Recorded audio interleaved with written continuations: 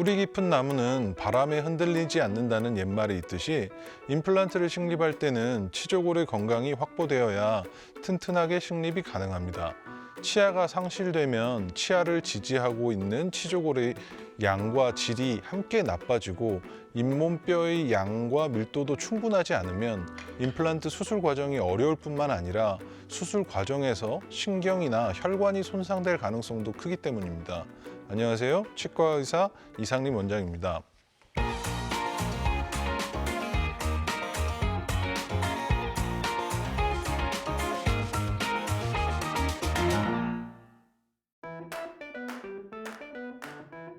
가장 큰 장점은 멀쩡한 자연 치아를 일부러 깎을 필요가 없어서 보다 보존적인 치료 방법이라고 할 수 있습니다. 틀니의 경우 틀니를 고정원으로 사용될 치아에 틀니 구조물이 안착되도록 보철물을 씌워야 하는데 이때 자연치를 깎아내야 되기 때문입니다. 또한 발치된 치아 부위 잇몸뼈는 치아가 있는 부위에 비해서 뼈의 흡수가 굉장히 빠른 반면 임플란트가 식립된 부위에는 저작하는 동안 턱뼈에 생리적으로 좋은 자극이 전달되어 턱뼈 흡수가 방지됩니다. 특히 끼웠다 뺐다를 반복해야 하는 틀니를 사용하면 밤마다 빼놓고 있거나 아니면 말씀하시거나 웃을 때 아니면 식사를 하실 때 틀니가 움직이거나 빠지는 불편을 감수해야 합니다. 이에 반해 고정식인 임플란트를 사용하는 경우 심리적으로 훨씬 안정되고 더욱 건강하고 젊어진 느낌을 지닐 수 있습니다. 임플란트는 이러한 틀니의 여러 단점을 원천적으로 방지할 수 있는 좋은 치료법이라고 할 수 있습니다.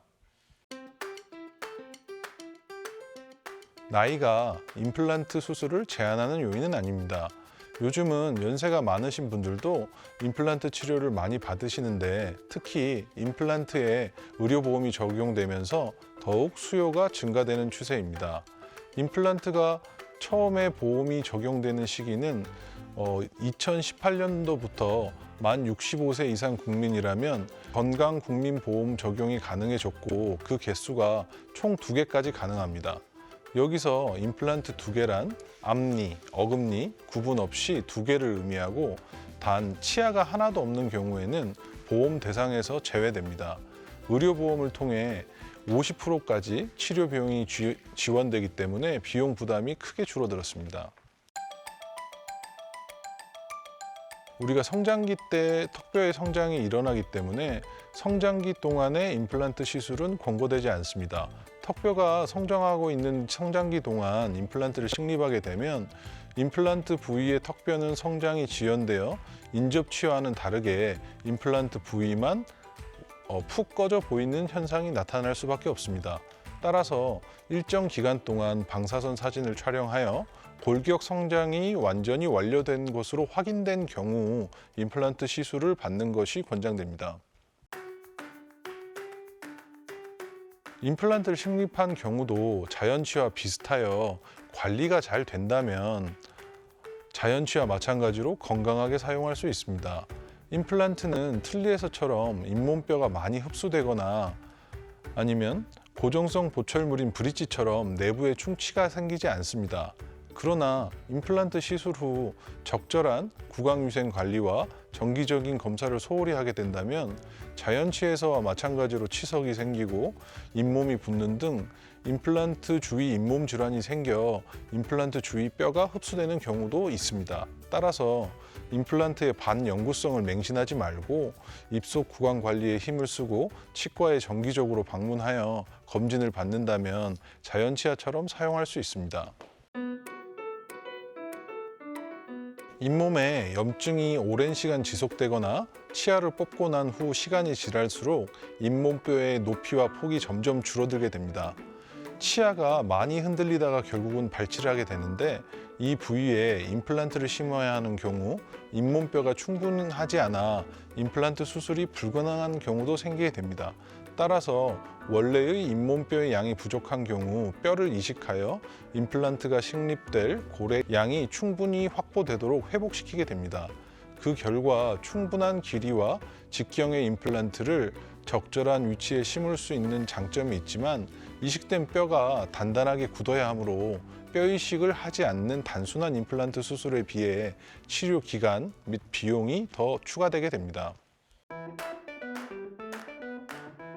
먼저 수술받는 환자의 몸에서 뼈를 일부 채취하여 자가골을 이용하는 방법이 있습니다.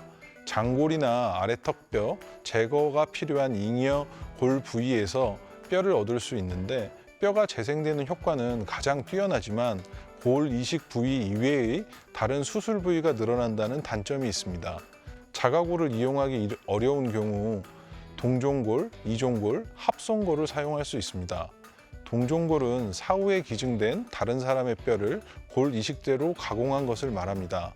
면역 반응을 줄이기 위해 멸균 및 방사선 처리가 이루어진 후 사용되기 때문에 큰 부작용 없이 이식에 사용되고 있습니다. 이종골이나 합성골에 비해 거부 반응이 적고 잇몸뼈 재생 효과도 뛰어납니다.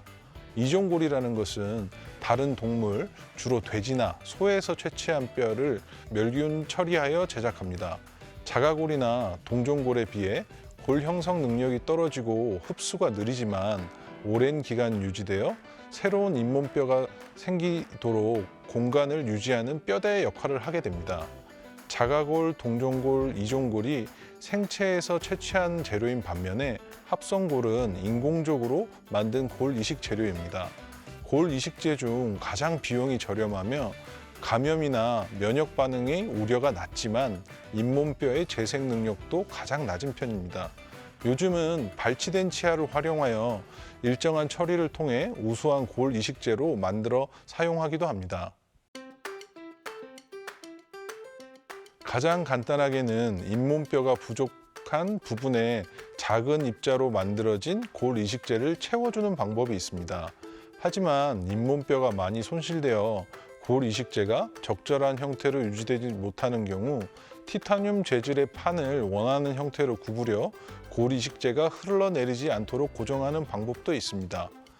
위턱 어금니 부위의 잇몸뼈 높이가 불충분한 경우에는 코 옆에 상악동이라는 공간에 골 이식제를 채워 임플란트를 수용할 높이를 확보하기도 합니다.